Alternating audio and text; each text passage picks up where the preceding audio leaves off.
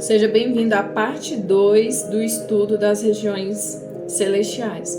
Então, estávamos falando sobre Efésios 2, versículos 4 a 6, onde o apóstolo Paulo fala que nós estamos assentados em lugar de governo com Cristo e a importância de você e eu entendermos este princípio e começarmos a exercitar, tomar posse deste lugar e começar a exercitar sobre todas as áreas, tá? Então, vamos dar continuidade aqui. Falando sobre o Éden. O Éden, ele está relacionado também em duas passagens bíblicas muito comentadas na Bíblia, que fala sobre a passagem de João na ilha de Patmos e Ezequiel no capítulo 46, tá? Porque falam daquele rio. E dentro deste rio existem águas purificadoras que alegram a cidade de Deus, também está lá em Salmos 46. E esse rio, ele é o rio Eufrates. Ele não é apenas um rio físico, tá? Ele é uma sombra. Lembra que nós estamos falando que a terra é um vislumbre, é uma sombra do que existe no céu. Então, o rio Eufrates, ele não é apenas um rio físico, ele é uma sombra de um rio que há lá no céu, tá? Então, nessas águas, são águas que curam. É onde há multiplicação de peixes, que fala a palavra de Deus, depois você confere, tá?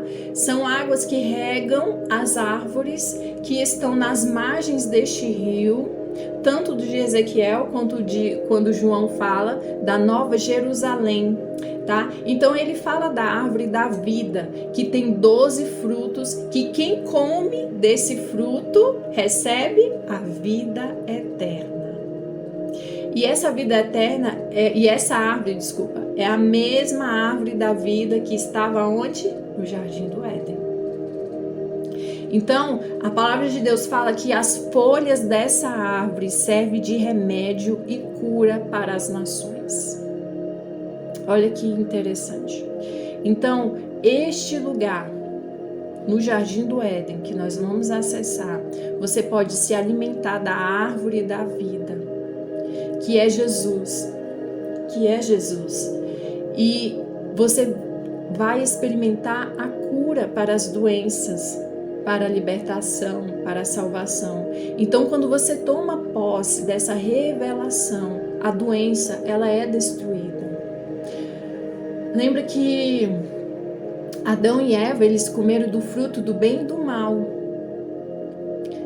E a árvore da vida, ela estava guardada. Eles tinham a vida eterna. E quando eles pecaram, a morte entrou dentro deles. E nós temos essa herança. Mas nós podemos acessar a herança. Nós podemos acessar os frutos dessa árvore. Essa árvore está disponível para eu e você se alimentar dessa árvore e destruir o governo da morte sobre as nossas vidas. Então nós vamos substituir o governo da morte pela vida eterna, pela vida de Deus em nós, tá? E que é o próprio Jesus. Nós vamos se alimentar dessa árvore.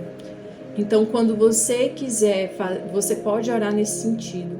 Pai, eu oro nesse momento e eu me alimento da árvore da vida. E que o governo da morte seja substituído pelo poder da vida dentro de mim, que é o próprio Jesus. Você pode trocar o seu sangue pelo sangue de Cristo, os seus órgãos pelos órgãos de Cristo. Você pode fazer essa oração, destruindo. Você é a pessoa que tem muita autoridade para fazer isso na sua própria vida. Lembre que você é o profeta da sua própria vida. Você foi escolhido como profeta às nações antes de você nascer. No Jardim do Éden também fala de 4 braços. E desses 4 braços há um que é chamado Havilá, que é um lugar onde há ouro. E ouro significa o quê? Prosperidade, riquezas, tesouros que estão lá para nós tomarmos posse. Então, nós podemos também fazer outra oração, acessando todos os tesouros que há neste rio para manifestar neste plano físico. Nós podemos fazer esse tipo de oração, tá? Em Gênesis 2, versículo 10, fala bem assim: e saía um rio do Éden para regar o jardim, e dali se dividia e se tornava em 4 braços. O nome do primeiro é Pison. Este é o que rodeia toda a terra de Havilá, onde há ouro. E o ouro dessa terra é bom. Ali há o bidélio, a pedra sardônica, e o nome do segundo rio é Gion. Este é o que rodeia toda a terra de Cush. E o nome do terceiro rio é Tigre. Este é o que vai para o lado oriental da Síria, e o quarto rio é o Eufrates. Então, do versículo 10 ao 14, depois você pode estudar com calma, você vê aqui que há esse braço de Havilá, onde há ouro. Há um estudo muito profético sobre esses 4 braços, mas nós vamos focar aqui sobre este lugar do Éden, de Havilá, aonde há prosperidade, que é o lugar aonde nós acessamos para pedir a manifestação aqui na terra, que venha sobre nós. E tem muitas pessoas que pensam assim: mas eu quero somente o suficiente para pagar as minhas contas. Deus, ele não tem somente o suficiente, ele tem mais do que suficiente para você. Ele tem um lugar de descanso, ele tem um lugar para você transbordar sobre outras pessoas. Ele quer que você transborde sobre outras pessoas, que você abençoe outras pessoas, que você seja tão próspero assim como é a sua alma, né? Então, esse é um pensamento ainda de escassez, um pensamento ainda de cativeiro, quando nós imaginamos tendo somente o suficiente. Às vezes passamos por lutas e Deus vai aumentando as nossas medidas até termos abundantemente, né? E eu quero falar aqui que em Ezequiel Deus fala também de transformar a vida da pessoa e tornar como o Jardim do Éden, que nós citamos muito na campanha da libertação do cativeiro, que é a de Ezequiel 36, do versículo 33 a 35, né? Que fala sobre as cidades, os lugares que foram devastados, assolados. E eu vou ler somente o último versículo. E dirão: esta terra assolada ficou como o Jardim do Éden, e as cidades solitárias e assoladas e destruídas estão fortalecidas e habitadas. É isso que Deus quer fazer nas nossas vidas. Em Isaías 51 também ele fala que todos os lugares que foram arruinados, que estão em ruínas em nossa vida. Então ele fala de todos os lugares. Então ele está citando que na nossa vida não existe só um lugar, existem vários lugares, né? E esses lugares ele quer consolar, que é liberar prazer e alegria. E aí ele cita que ele quer transformar como o Jardim do Éden. Então ele reforça novamente. A Bíblia, o hebraico, quando ele reforça a mesma verdade, só que com palavras distintas, ele está dando ali uma ênfase de uma porção dobrada. Ele está dando uma ênfase ali de quão é poderoso essa verdade manifesta nas nossas vidas. Então a vontade de Deus é fazer com que nós sejamos um lugar restaurado, como o Jardim do Éden, para viver alegria e prazer. E quando Deus manda Moisés construir o templo, é um vislumbre do tabernáculo que existe lá nos céus, né? E Deus ele manda ele construir para quê? Para que houvesse essa conexão dos céus aqui na terra, para que ele pudesse manifestar, a glória dele pudesse manifestar. Lembra que Moisés pediu para ver Deus e Deus falou o que para ele? Para ele se esconder numa fenda, que ele só ia ver as costas. Ele não ia poder ver o rosto, a face de Deus, mesmo com todo o nível de experiência que Moisés teve com Deus. Que você consegue imaginar o nível de glória, o que Moisés acessou, que quando ele descia daquele monte, o rosto dele resplandecia. Mas você consegue imaginar que Deus citou para ele a criação da terra, citou o livro de Jó, porque Jó, ele vem... depois da criação da terra, de Adão e Eva, pula para Jó. Aí ele cita todos os detalhes do livro de Jó. Moisés escreve o livro de Jó, volta para o Pentateuco, escreve tudo aquilo, porque Deus, uma parte ele viveu, né? Moisés viveu, mas grande parte ali, a criação, foi Deus que falou para Moisés. E você imagine como que Deus falou para Moisés. Enfim, vamos voltar aqui, né? Senão eu vou demorar demais. Então, é essa. Mas o que eu quis, deixa eu só voltar aqui. O que eu quis que você atentasse é o nível de relacionamento. E é esse nível de relacionamento que Deus quer conosco. É este lugar, é se assentar com Ele. Você tá entendendo? É esse assentar de tipo assim, Ele saber tudo da sua vida pela sua boca. Sabe, aquela sua amiga, aquele seu amigo que sabe tudo de você, sabe até os seus gostos, o que você não gosta, o tipo de café, se é com açúcar, sem açúcar, ele sabe vários detalhes. É isso que Deus quer saber, mas da sua boca, não é por ele saber porque ele é onipresente, onipotente e onisciente. Não, ele quer saber da sua boca. Deus, olha, aconteceu isso, isso e isso. O que eu faço? Como que eu ajo? Eu não gostei, eu fiquei chateada, eu fiquei muito feliz, eu tô aqui para te agradecer, porque o Senhor conhece os mínimos detalhes. Eu nem falei, o Senhor já sabia o que eu pensei. Meu Deus, eu tô tão maravilhada. Enfim, vamos voltar aqui. Então, voltando aqui, o tabernáculo é um vislumbre também do que existe no céu. E quando Deus fez os céus e a terra, no 7º dia ele descansou. E a palavra aqui é Shabat, que significa o quê? Sábado. Todo mundo sabe disso, né? Então, o descanso, muita gente acha que é o sábado, por isso que os adventistas não trabalham no sábado. Isso é algo deles, particular deles, mas Deus não fala que a gente não pode trabalhar no sábado. Ele fala que nós temos que acessar esse lugar de descanso. É claro que nós temos que descansar, certo? Nós temos a noite para dormir, que é um lugar de descanso. Também temos um dia para termos de folga para descansar, né? 1 dia ou 2 dias. Mas esse descanso aqui é um lugar e é um descanso celestial. Lá em Hebreus 3:4 fala desse lugar de descanso como a Nova Jerusalém, a terra que mana leite e mel. Tá? Essa Nova Jerusalém, entenda, eu não tô falando que é quando você morrer que você vai descansar, eu tô falando aqui na terra. Deus, ele quer te dar descanso das suas guerras, ele quer te dar a vitória plena sobre as suas guerras, tá?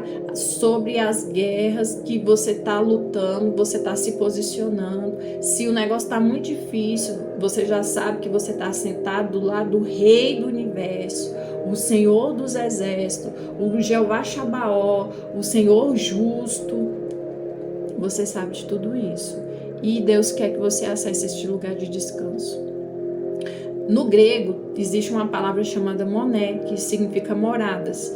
E o significado em português para essa palavra é chalé, permanência, residência, alojamento, moradia, quarto, mansão. Lá em João 14, Jesus ele fala que vai preparar um lugar. Na casa do meu pai há muitas moradas, lembra? E ele fala deste lugar. Este lugar é este lugar de descanso que Deus tem para você. O povo de Israel, ele ficou escravo 430 anos e Deus falou que daria descanso para aquele povo. Lembra? E ele iria libertá-los. Deus falou que iria libertá-los. E aquele tipo de pessoa, nós podemos trazer para hoje aquela pessoa que é escrava, aquela que trabalha muito, aquela que não tem paz, sabe? E não consegue fluir, porque não consegue sair do lugar. E Deus quer te dar descanso. Ele quer te dar descanso sobre todas as áreas, não é sobre somente a financeira, são todas as áreas, tá? Ele quer te dar esse descanso, porque o próprio Deus, ele quer te abençoar, multiplicando as obras das suas mãos. Lembra, esse ano é o ano Shemitah, é o ano do jubileu, tá? E as bênçãos do Shemitah acontecem no sábado, acontece nesse lugar de descanso, nesse entendimento, quando você acessa este lugar. E eu tô falando de todos os tipos de bênçãos, tá? Eu tô falando de todas as áreas, não é somente a financeira. Então lembre-se que esse lugar de descanso, ele é um lugar espiritual, é um estado espiritual e emocional, onde Jeová Shalom, o Deus da paz, ele vai trazer a paz que excede todo entendimento sobre o seu espírito, e essa paz vai entrar no seu sistema nervoso, e aí o que vai acontecer? Você vai entrar neste lugar de descanso e as coisas não vão mais tirar a sua paz, não vai tirar mais você do sério, não vai te trazer mais preocupação, aquela ansiedade, aquele nervosismo, ressentimentos, porque eles serão aniquilados pela paz, pela dimensão da paz dentro de você. E aí você vai ter descanso, você vai ter paz e a partir daí você vai ser curado. Você vai experimentar a libertação e a salvação que você busca. Então este lugar é em Jesus. É em Jesus. Lembra da tempestade? Jesus, ele está no barco contigo. E este lugar não é um dia da semana, tá? Entenda bem. Este lugar é um lugar de paz. Tá bom? Eu espero que tenha ficado claro. E quando dizemos que Jesus, quando nós afirmamos que Jesus é o Senhor dos Senhores, o Rei dos Reis, o que nós lembramos? Nós lembramos que existe uma monarquia. Quando nós falamos sobre isso, existe uma monarquia, um reinado, e nesse reinado existem palácios, e nos céus há palácios onde o rei está, e neste lugar, neste palácio existe um trono, e nós vamos entrar em detalhes a respeito disso. Em Malaquias 3:10 fala, que todo mundo já conhece: trazei todos os dias uma casa do tesouro, tá? A casa do tesouro. Este é um lugar, é um compartimento onde o rei guardava todas as suas riquezas. Como nós sabemos disso? Na Bíblia, lá em Isaías, no capítulo 39, no versículo 2 a 5, fala sobre o rei Ezequias, tá? E aqui tá falando bem assim, ó, eu vou ler esses versículos. E Ezequias se alegrou com eles e lhes mostrou a casa do tesouro, a prata e o ouro e as especiarias e os melhores ungüentos e toda a sua casa de armas. E tudo quanto se achava nos seus tesouros, coisa nenhuma houve, e nem em sua casa, nem em todo o seu domínio que Ezequias não lhe mostrasse. Aqui nessa passagem fala quando o rei Nabucodonosor foi lá visitar Ezequias, o rei da Babilônia, desculpa, né?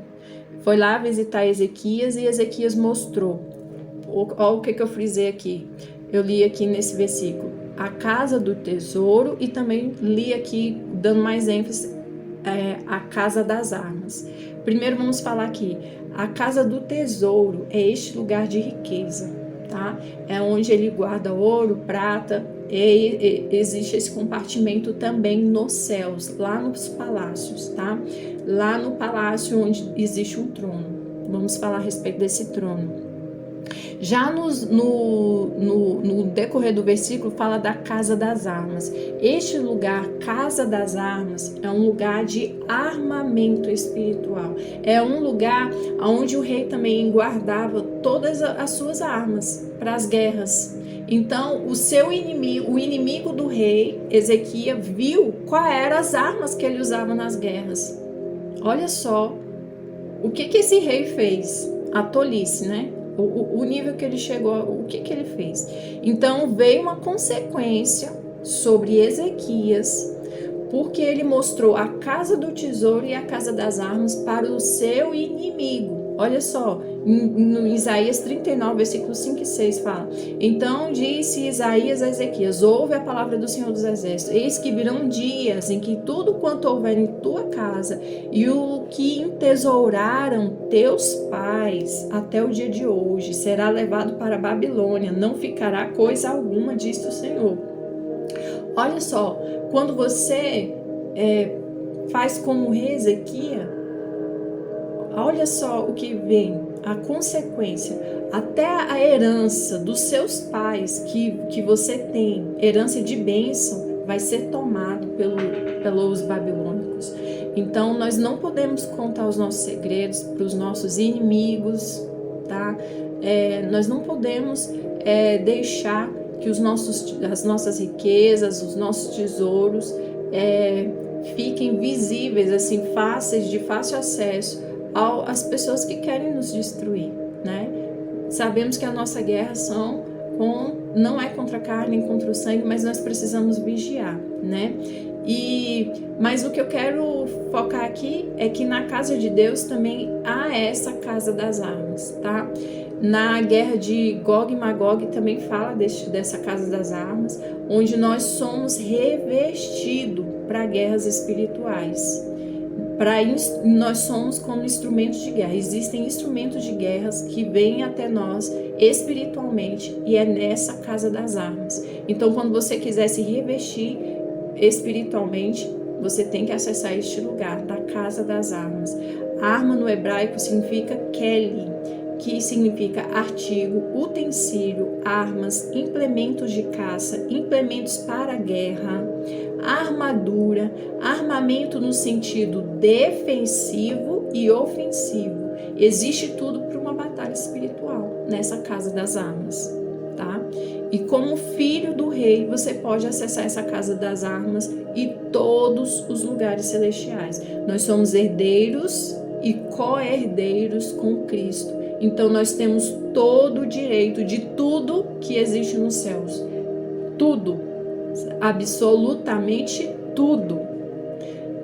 Hoje Deus está aumentando a nossa consciência, que nós temos direito a tudo. Não é somente o bastante, o suficiente, é mais que o suficiente, é tudo que existe nos céus. O irmão do filho pródigo, gente, ele é um exemplo daquele filho que não usava aquilo que ele tinha direito, e ele ainda reclamou para o pai: esse meu irmão aqui, ó, ele pegou a herança, gastou tudo com prostituta, assim está escrito lá em Lucas, ele gastou tudo e agora o Senhor está fazendo uma festa para ele, né? Então essa é a síndrome da igreja de Cristo hoje, eu e você como igreja. Por quê? Porque os problemas nos dominavam, né? É aquela teologia passiva que você precisa entender que Deus não te chamou para ficar passivo em relação aos problemas. Você não vai lutar contra as pessoas, você vai no reino espiritual e você vai acessar essas verdades. É claro que se um médico manda você fazer algo, um procedimento, você vai obedecer, ele é uma autoridade ali, mas você vai com fé, vai declarando, vai tomando posse da bênção que você tem de comer da árvore da vida, que é o próprio Jesus, da vida de Cristo. Você está entendendo o que eu estou querendo dizer? Então é esse sentido, não se torne mais passivo. Gente, eu falo assim porque eu já fui passiva, eu fui muito religiosa e hoje Deus me libertou, e hoje eu quero despertar aqueles que estão ao meu lado, sabe? Que se existe uma perseguição, se existe algo, você não pode mais ficar passivo. Comece a exercitar o seu domínio, o seu governo. Isso significa que você não vai ficar parado esperando também a teologia da graça manifestar. Não é assim, gente, mas é tomar posse e governar como rei, como sacerdotes que nós somos rainhas, reis e sacerdotes. Então não deixe o diabo te escravizar em cativeiros espirituais, não permita mais, tá? Eu quero que você entenda algo: quando você começar a se levantar, algumas circunstâncias vão começar a chacoalhar. Pode ser, lembra que Jesus, quando ele foi chegar para libertar o gadareno, que os discípulos enfrentaram? Porque Jesus, né, só mandou o mar se aquietar, mas eles enfrentaram uma grande e forte tempestade no mar, e eles ficaram com medo, mas Jesus só falou o quê? Ele só deu uma ordem: mar, acalma-te. E quando ele chegou lá, o gadareno foi até ele não precisou ir até o gadareno saiu lá do cemitério, não sei da onde ele estava, eu sei que ele vivia no cemitério, mas ele chegou até Jesus. Eu quero que você entenda de todo o seu coração, se for possível, Repita esse entendimento, essa parte. Mas não fique mais passivo. Você é rei e sacerdote. Amém? Gente, eu vou precisar ainda terminar, fazer a terceira parte aqui, tá bom? Então, já venho. A terceira parte vai ser bem pequenininha.